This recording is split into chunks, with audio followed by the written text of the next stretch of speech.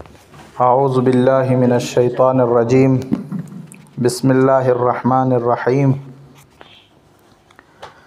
الحمد للہ رب العالمین والصلاة والسلام علی اشرف الانبیاء والمرسلین محمد وعلی اہل بیتہ الطیبین الطاہرین واللعنة الدائمة على أعدائهم أجمعين من الأولين والآخرين أما بعد فقد قال الله سبحانه وتعالى في محكم كتابه المجيد وفرقانه الحميد وهو أصدق القائلين بسم الله الرحمن الرحيم ولا يحسبن الذين كفروا انما نملی لهم خیر لانفسهم انما نملی لهم لیزدادوا اثما ولهم عذاب مہین۔ صلوات بر محمد و اہل بیت محمد۔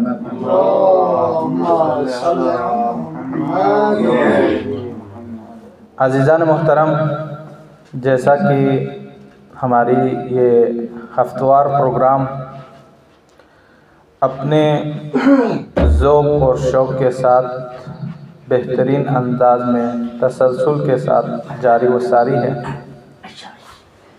تو اللہ رب العزت کا لاکھ لاکھ شکر ہے جس نے ہمیں بہت بڑی توفیق عنایت فرمائی کہ جو ہمارے علوم آل محمد کے تسلسل کے ساتھ تبلیغی اس سلسلے کو آگے لے جانے کی بھی ساتھ توفیق عطا فرمائی۔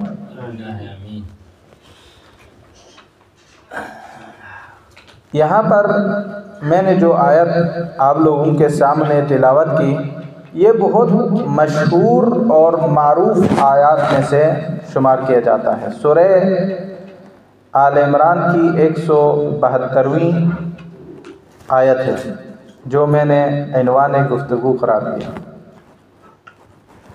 اس آیت مبارکہ کی اہمیت اور حیثیت خود اس بات سے، اس تاریخ کے اس جملے سے اندازہ کر سکتے ہیں کہ یہ آیت حضرت زینب علیہ السلام نے شام کے دربار میں اور کوفہ کے دربار میں اس آیت کے ذریعے سے خطاب کیا ہے،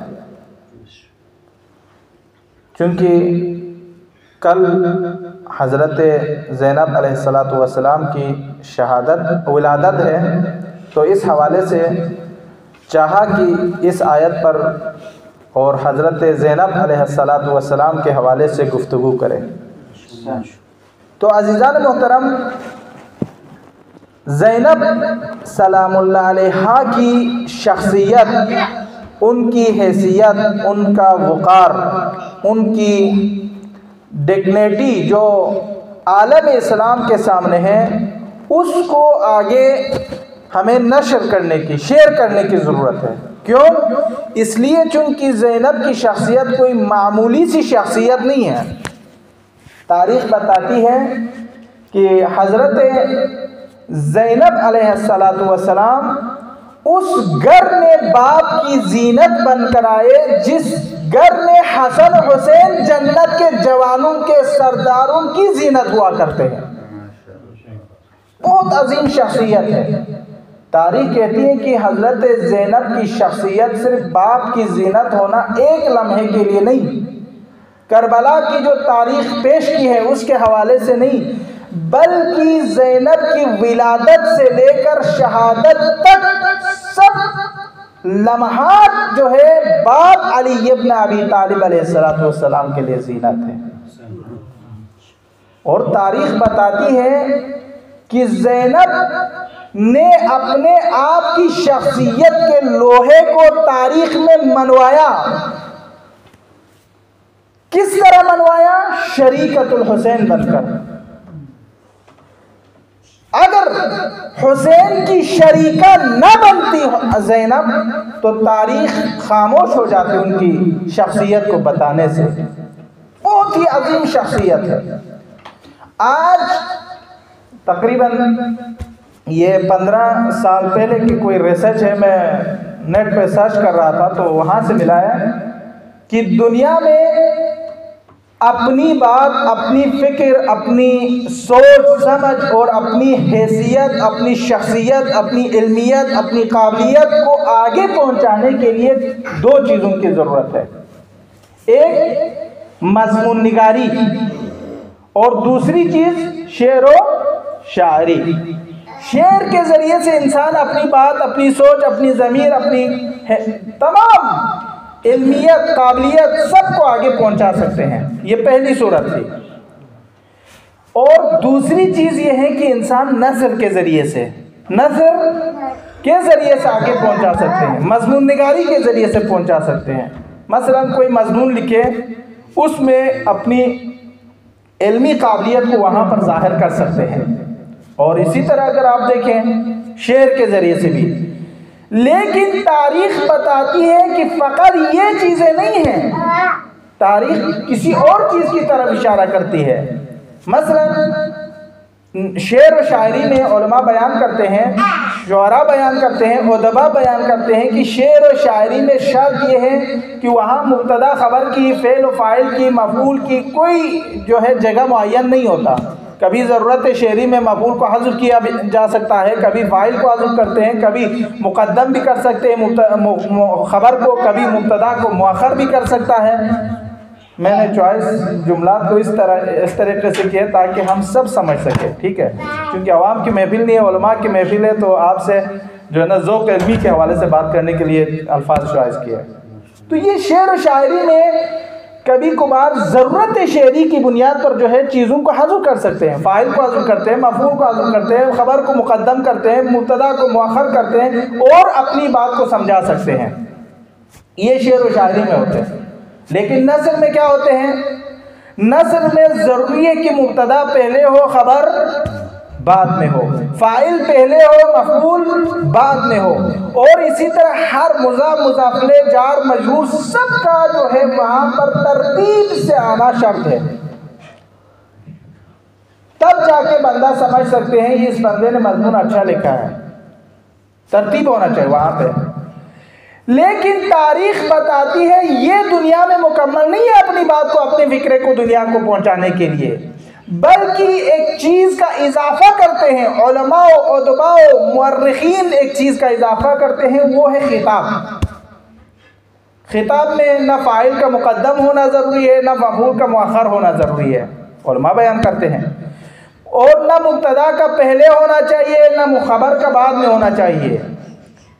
وہاں پر کوئی ترتیب نہیں ہے، بلکہ آپ یہ ترتیب دیکھیں۔ مثلا ایک بندہ جو ہے خطاب کے 1 گھنٹہ پہلے، 1 گھنٹے کا خطاب ہے، تو مثلا 1 گھنٹہ پہلے اس نے مبتدا لایا ہے، تو 1 گھنٹے کے بعد وہ خبر اس کا لا سکتے ہیں، اور یہی خطابت کا جو ہے ذوق ہے، ذوق علمی اور خطابت کے اندر یہی چیز ہے۔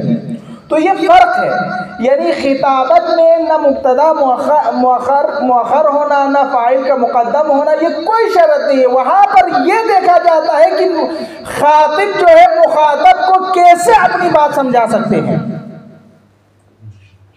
تو یہ آپ دیکھیں حضرت زینب علیہ السلام کے خطبات سے ہمیں اندازہ کر سکتے ہیں، اتنی فصاحت و بلاغت کے ساتھ آپ نے خطبہ ارشاد فرمایا۔ جیسے کہ ہم سب جانتے ہیں دنیا میں کیا چلتے ہیں، سب سے پہلے اعوذ باللہ خطاب کرنے والے کا، پھر بسم اللہ، پھر خطبہ الحمدللہ۔ لیکن حضرت زینب کا خطبہ بھی تاریخ میں الگ ہے۔ جو ہی شام کے دربار میں، کوفے کے دربار میں کھڑی ہوتی ہے تو زینب کیا کہتی ہے؟ وَلَا يَحْسَبَنَّ الَّذِينَ كَفَرُوا أَنَّمَا نُمْلِي لَهُمْ خَيْرٌ لِأَنفُسِهِمْ إِنَّمَا نُمْلِي لَهُمْ لِيَزْدَادُوا إِثْمًا وَلَهُمْ عَذَابٌ مُهِينٌ۔ یہ آیت کی تلاوت کرتے ہیں اور ایسی جگہ پر خطاب کر رہے ہیں جہاں شرابیوں، کبابیوں، بے نمازیوں، فاجروں، فاسقوں، غاصبوں کے جو دربار ہے وہاں پر زینب خطاب کر رہی ہے اور کہہ رہی ہے کہ اے یزید، اے عبید اللہ بن زیاد، اے ابن مرجانہ کے بیٹے۔ یہ اس دور میں زینب خطاب کر کے کہہ رہی ہے جب لوگ یزید کا نام لینا، ادب سے لینا بھی اس سے بھی ڈرتے تھے، کہیں اس کے بے احترامی میں وہ ہمیں قتل نہ کر دے۔ اس دور میں زینب کا یہ خطاب ہے، اے ابن مرجانہ کے بیٹے، اے یزید، اے فاسق، اے فاجر، اے شارب الخمر انسان۔ یہ حضرت زینب کا جو ہے بہت بڑا خطبہ ہے، جس میں آپ ارشاد فرماتے ہیں، فرماتی ہے کہ وَلَا يَحْسَبَنَّ الَّذِينَ كَفَرُوا، اے کافروں آپ گمان بھی نہ کرے، انما نملی لہم، اللہ نے جو مہلت تمہیں دی ہے خیر لانفسہم، یہ تمہارے لیے خیر ہوگا، انما نملی لہم لیزدادوا اسما، اللہ نے جو مہلت تمہیں اگر دی ہے تو یہ جو ہے اس لیے دی ہے، انما نملی لہم لیزدادوا اسما، تاکہ تم اپنے اور جو گناہ بچے ہوئے ہیں وہ بھی کر لیں۔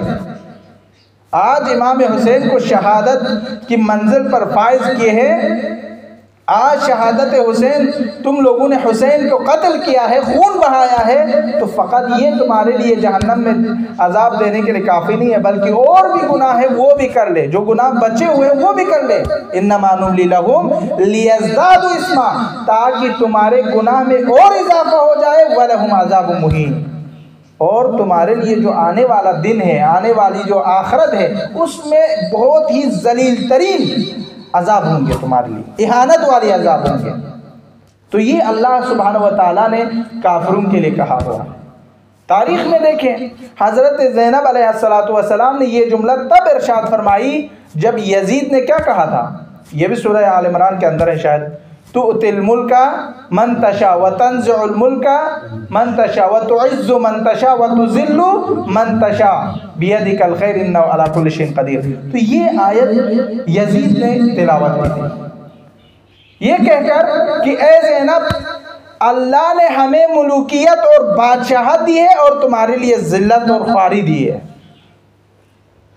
اللہ نے ہمیں تمام دنیا کی نعمت سے منعم کیے ہیں اور تمہارے لیے بدترین چیزوں اور شکست کے ذریعے سے تمہیں ذلیل و خوار کیے ہیں، یزید کہہ رہا تھا اپنے منبر سے۔ تو اس آیت کے جواب میں زینب علیہ السلام نے کہا کہ وَلَا يَحْسَبَنَّ الَّذِينَ كَفَرُوا، اے کافروں، دیکھو یزید، تاریخ کہتی ہے کہ فقط نماز پڑھنے سے، فقط انسان دنیا میں روزہ رکھنے سے، صرف اپنی خواہشات کو مکمل کرنے سے مسلمان بننا چاہتے تو وہ مسلمان نہیں ہے، نام کا مسلمان کافی نہیں ہے مسلمان ہونے کے لیے۔ تبھی تو حضرت زینب نے یہ آیت کی تلاوت کی، وَلَا يَحْسَبَنَّ الَّذِينَ كَفَرُوا، تم کافر ہو گئے ہیں، تم گمان بھی مت کرے، انما نملی لہم خیر لانفسہم، اللہ نے ابھی تک جو تمہیں مہلت دی ہے کہ تم یہ سمجھ بیٹھے ہو کہ یہ تمہارے لیے خیر ہے، انما نملی لہم خیر لانفسہم، اللہ نے مہلت تمہارے لیے خیر کے لیے دی، ایسا نہیں ہے تمہیں حکومت اگر تھوڑی دیر کے لیے دی ہے یزید تو یہ تمہارے خیر کے لیے نہیں ہے، بلکہ بچے کچے جو گناہ بچ گئے ہیں وہ بھی کر لے، انما نملی لہم لیزدادوا اسما۔ اس طرح کی تقریباً بہت ساری آیات قرآن مجید کے اندر ہے، حتیٰ کہ اگر آپ قرآن کا مطالعہ کریں تو قرآن کے اندر اور بھی آیتیں ہیں، مثلاً سورہ حج کے اندر یہ آیت موجود ہے، وَكَذَّبَ مُوسَى فَأَمْلَيْتُ لِلْكَافِرِينَ، جنہوں نے موسیٰ علیہ السلام کی تکذیب کی، ان کی بات کو نہیں مانا، اللہ نے کیا فرمایا، فَأَمْلَيْتُ لِلْكَافِرِينَ، ہم نے موسیٰ کے کافروں کو، موسیٰ کو انکار کرنے والوں کو ہم نے مہلت دی ہے، املا یملی املا سے یعنی مہلت دینے کے معنی میں، ٹھیک ہے، فَأَمْلَيْتُ لِلْكَافِرِينَ، ہم نے کافرین کو مہلت دی ہے، ثم اخذناہم، پھر ہم نے ان کو پکڑ لیا، مہلت دینے کے بعد ہم نے ان کو کیا کیا ہے، پکڑ لیا ہے، فَكَيْفَ كَانَ نَكِيرٌ، پھر اللہ فرماتے ہیں دیکھ لینا کہ میرا عذاب کتنا سخت ہے، یعنی کافرون کے لیے میرا عذاب بہت ہی سخت ہے۔ اور اسی طرح سورہ طارق جس کے اندر کل 17 آیات ہے، اور اس کی آخری آیت میں اللہ ارشاد فرماتے ہیں فَمَهِّلِ الْكَافِرِينَ أَمْهِلْهُمْ رُوَيْدًا، ہم نے کفار کو مہلت دی ہے اور کچھ دیر انہیں ان کے حال پر چھوڑا ہے، اور اس کے بعد ثُمَّ أَخَذْنَاهُمْ فَكَيْفَ كَانَ نَكِيرٌ، وہی پہلی والی سورہ حج کی آیت، ہم نے اس لیے نہیں چھوڑے تاکہ وہ حکومت کرے، اپنی تمام چیزیں جو کرنا چاہتے ہیں کرے، نہیں، ہم نے ان کے لیے تھوڑی سی مہلت دی ہے تاکہ وہ اور بھی گناہ کرے، تاکہ ان کے عذاب اور سخت کیا جا سکے۔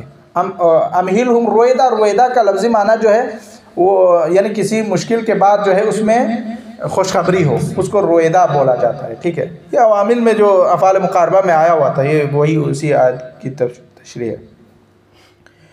اور اللہ ارشاد فرماتے ہیں وَأُمْلِي لَهُمْ، ہم نے انہیں مہلت دی ہے، کافروں کو، منافقوں کو، ظالموں کو، اور یہ جو غاصبوں کو اگر ہم نے مہلت دی ہے إِنَّ كَيْدِ مَتِينٌ، تو یہ مہلت اس لیے ہے تاکہ ہماری جو تدبیر ہے وہ بہت ہی متانت اور ظرافت کے ساتھ ہے، ٹھیک ہے. تو یہ وَأُمْلِي لَهُمْ إِنَّ كَيْدِ مَتِينٌ، یہ دو آیتیں مکمل دو آیتیں ہیں جو کہ سورہ اعراف اور سورہ قلم کی 45ویں اور 183 آیت دونوں میں یہی آیت آئی ہے. تو اسی طرح اگر آپ دیکھیں وَكَأَيٍّ مِّن قَرْيَةٍ، حضرت زینب کی شخصیت کو اگر آپ دیکھنا ہے تو اسی آیت کے ذریعے ان آیات کے ذریعے سے آپ دیکھ سکتے ہیں کہ کتنی عالمہ غیر معلمہ ہے، فاہمہ غیر مفہمہ ہے حضرت زینب کی شخصیت. آپ دیکھیں وَكَأَيٍّ مِّن قَرْيَةٍ أَمْلَيْتُ لَهَا، کتنے بستیاں ایسی ہیں کہ جن کو ہم نے کیا کی ہے، مہلت دی. وَهِيَ ظَالِمَةٌ، حالانکہ ان بستیوں میں رہنے والے کون تھے، ظالم لوگ تھے.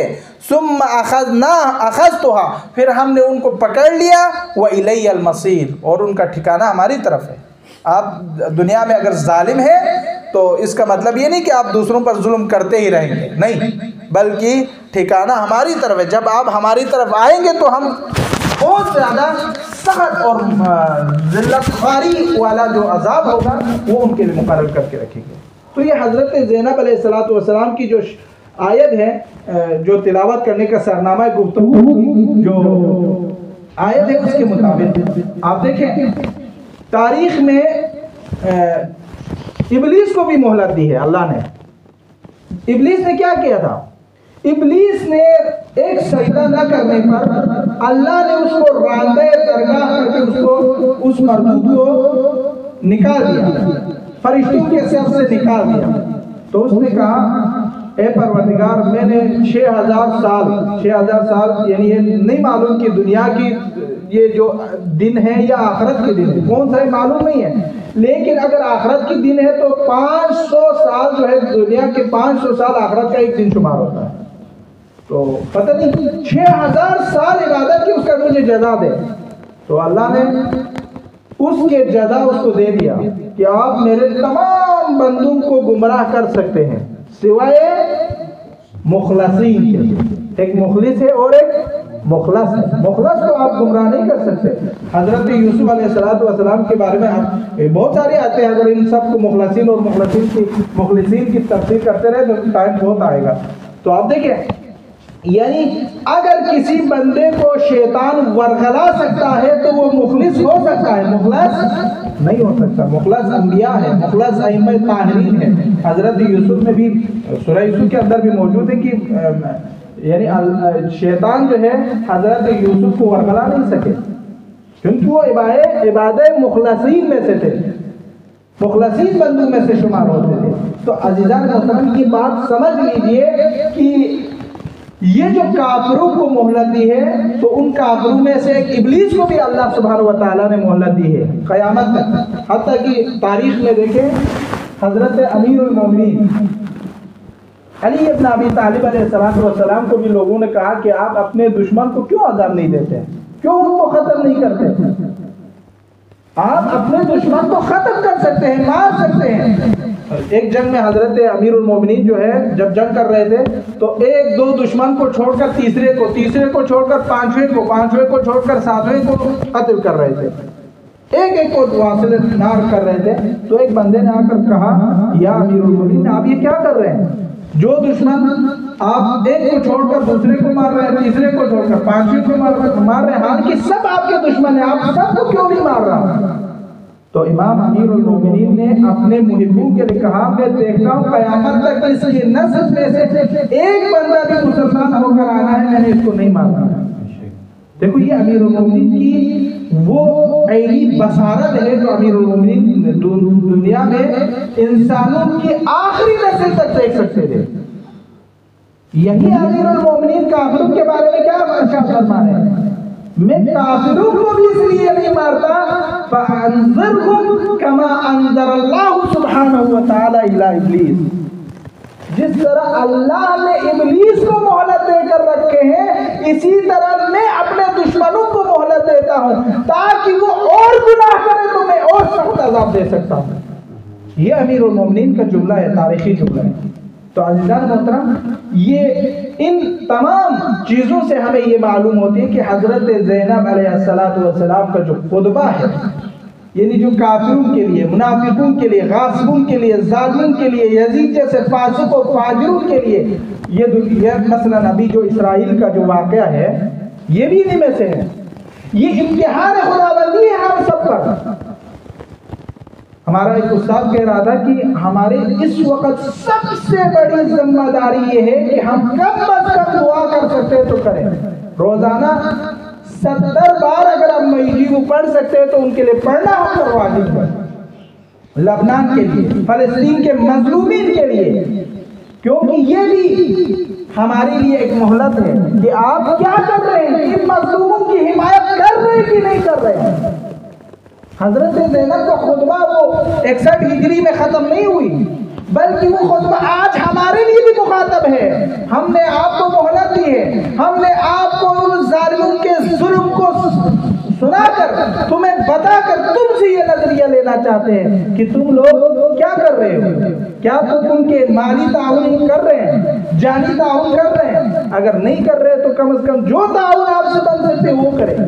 تو یہ مہلت ہے ہمارے لیے، یہ مہلت ہے ہمارے لیے کہ ہم کیا کر سکتے ہیں۔ کیا ہم بھی انذرہم کما انذر اللہ الی ابلیس کی طرح ہے، یا وہ مہلت ہے جس میں مومن اپنی اشتیاق اللہ سبحانہ وتعالیٰ کے لیے راہ ہموار کر سکتے ہیں؟ تو یہ اسرائیل کا جو واقعہ ہے اس میں بھی ہمارے لیے وہی عبرت ہے کہ آج ہمارے لیے مہلت ہے، ہمارے لیے جنگ نہیں ہو رہا ہے، ہمارے پاس میزائل نہیں آ رہے، ہمارے پاس جو دوسرے